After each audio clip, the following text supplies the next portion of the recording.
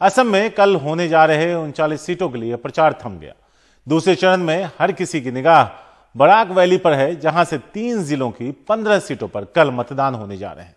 अप्रैल 2016 में हुए चुनाव में इन सीटों पर बीजेपी का प्रदर्शन बहुत अच्छा रहा था, लेकिन इस बार कांग्रेस AIUDF के साथ आने से मुकाबला दिलचस्प हो गया है।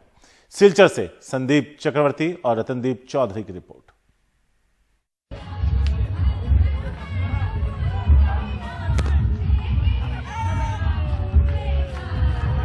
बीजेपी ने बराक घाटी में पिछली बार 15 में से 8 सीटें जीती थीं।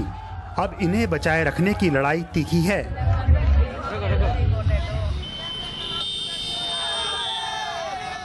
इस बार कांग्रेस के नेतृत्व वाले महाजोट से मुकाबला है, जिसमें बदरुद्दीन अजमल भी साथ हैं।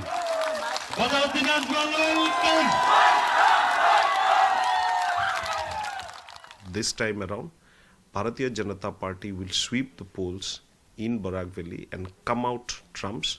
हमारे लिए लड़ाई आसान है। कांग्रेस और AIUDF के जमीनी कार्यकर्ताओं ने इसे मंजूर नहीं किया है और इस गठजोड़ के चलते उनके खिलाफ वोट एकजुट होंगे। In the election this time they will be showing their displeasure by voting. ये असम के बंगाली दबदबे का इलाका है, जिसमें 3 जिले कोचर, करीमगंज और हैलाकांडी पड़ते हैं।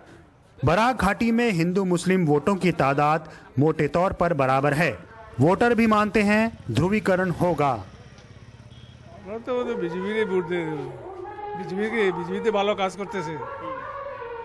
हम बीजेपी को वोट दे रहे हैं, कांग्रेस को नहीं दे सकते क्योंकि वो अजमल के साथ हैं।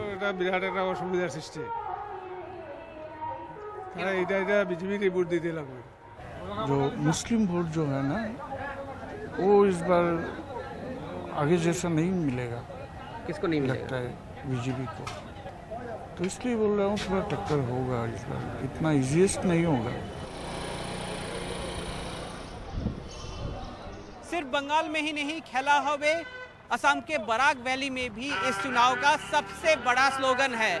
और इस बार जबकि बीजेपी इस इलाके में अपना दबदबा कायम रखने की कोशिश करेगी, 2016 के चुनाव में जो 15 सीट हैं इस इलाके में, उसमें 8 सीट बीजेपी ने जीता था, 5 AIUDF और कांग्रेस को सिर्फ 2 सीट मिला था। मगर इस बार महाजोट होने के बाद कांग्रेस और AIUDF एक साथ हो गई है और इस तरह से जो बराक वैली का चुनाव है वो बहुत ही दिलचस्प होता दिख रहा है। The alliance is working absolutely like clockwork, and I think because we have a common purpose in this election to save the identity of Assam. गठजोड़ बेहतरीन काम कर रहा है। मकसद बीजेपी को हराना है।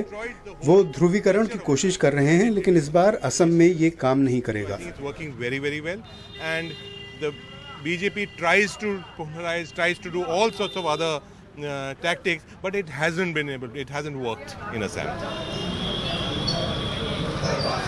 सिलचर में बीजेपी को असंतुष्टों से जूझना पड़ रहा है। मौजूदा विधायक दिलीप पॉल को टिकट नहीं मिला, वो पार्टी के विरुद्ध मैदान में हैं। शहरी हिंदू वोटरों पर उनका असर है।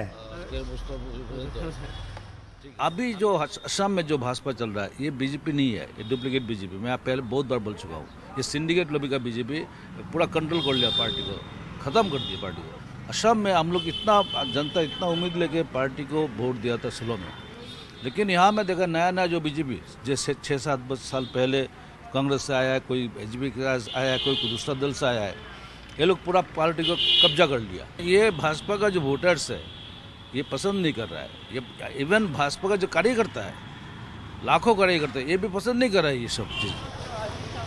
बराक घाटी अकेली जगह है जहां नागरिकता कानून के विरोध में प्रदर्शन नहीं हुए और इससे बीजेपी को फायदा हो सकता है।